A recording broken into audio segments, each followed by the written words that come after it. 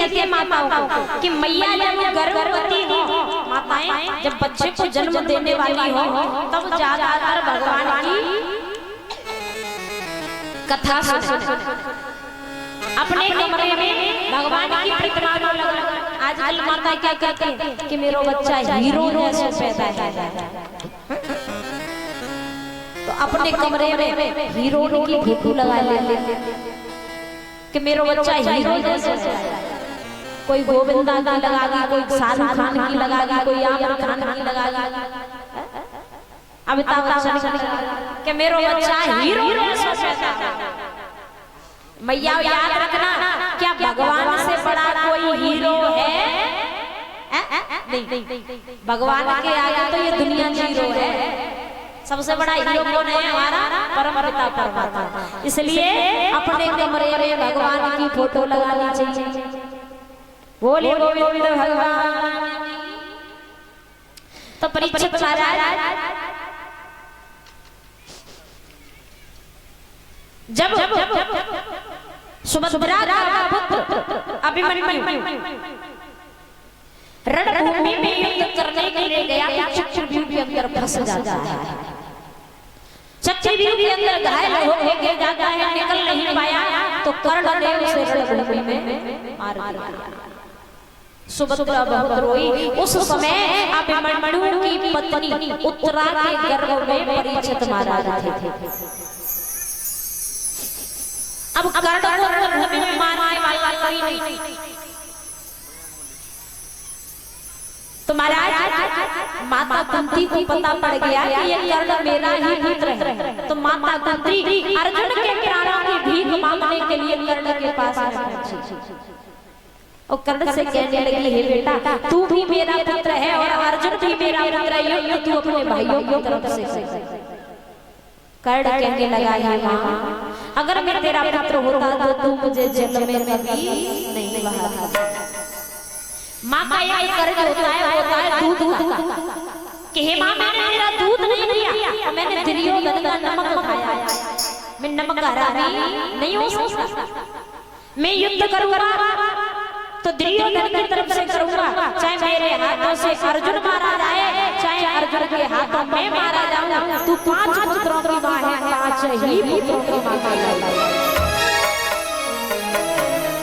तो परीक्षित महाराज माता कुंती ने झोली को फैला दिया कर्ण के आगे कि हे बेटा मैंने सुना है कि तेरे गुरु परशुराम के दिए हुए तो 5 बाण हैं जिनमें मेरे अर्जुन का कान छुपा हुआ है।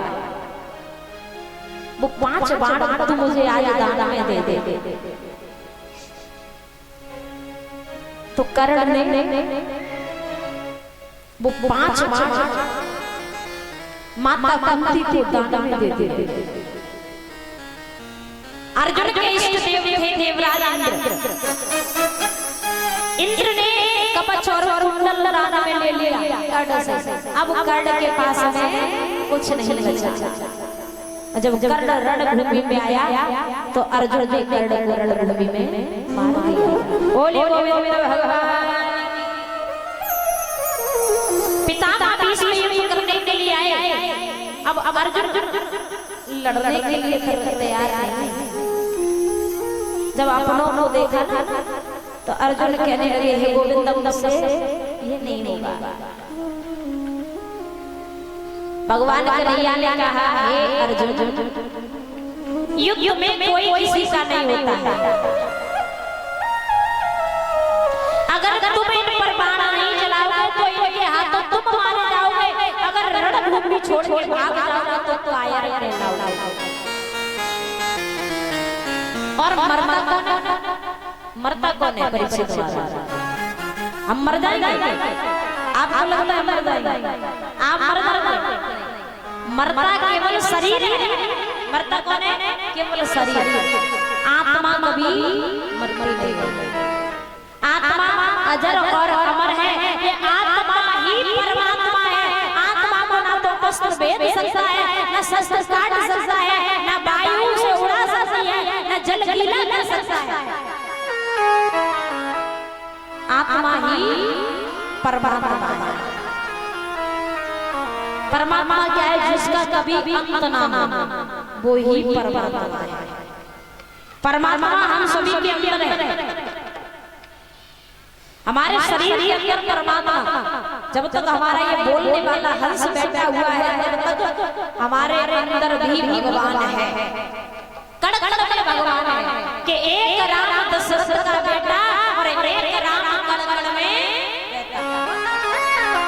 एक राम राजा दशरथ के हुए और एक राम कण कण में रहता है। तुम में भी राम है, मुझ में भी राम है, डाली डाली में राम है, पत्ते पत्ते में राम है। हर व्यक्ति हर वस्तु में राम है। तो परीक्षित महाराज भगवान कन्हैया के कहने पर अर्जुन ने जब बाण चलाया तो पितामह भीष्म बाणों के ऊपर गिर पड़ते हैं। पितामह भीष्म का शरीर छलछल हो जाता है। पितामह भीष्म भगवान कन्हैया से कहने लगे, प्रभु मुझे अपने सारे जन्म याद हैं कि मैंने किसी जन्म में कोई भी पाप नहीं किया, फिर आज मेरी मृत्यु ऐसे क्यों हुई? पितामह भीष्म से भगवान कन्हैया कहने लगे, तुम हर जन्म की बात करते हो, मैं इसी जन्म की बता देता। याद करो, जिस समय भरी सभा में द्रौपदी का चीर हरण हो रहा था, यानी साड़ी को दुशासन खींच रहा था, तब तुम वो दृश्य अपनी आंखों से देख रहे थे। तभी से तुम पाप के भागीदार हो गए, उसी पाप की सजा है। तो हाथ जोड़ के पितामह भीष्म कहने लगे कि हे प्रभु,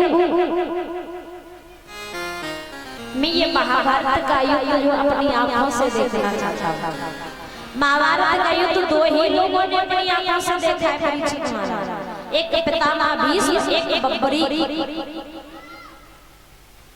जब बब्बरी की युद्ध करने के लिए आया, बब्बरी का अगर युद्ध में पहुंच जाता तो एक ही दिन में महाभारत खत्म हो जाता। तो भगवान ने रास्ते में रोक लिया।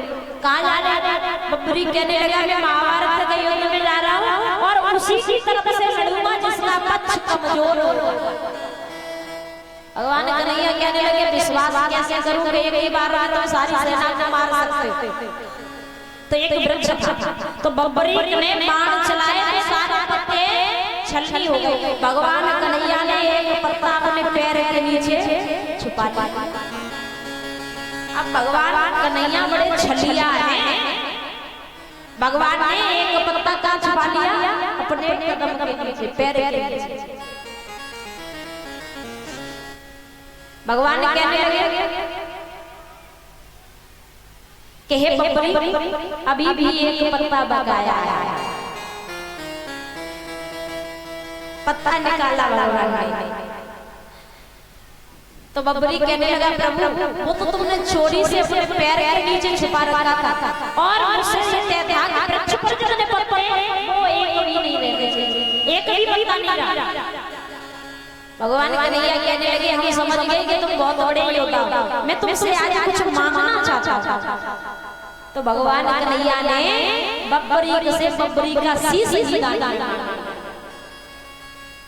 भगवान को बब्बरी ने अपना शीश दे दिया।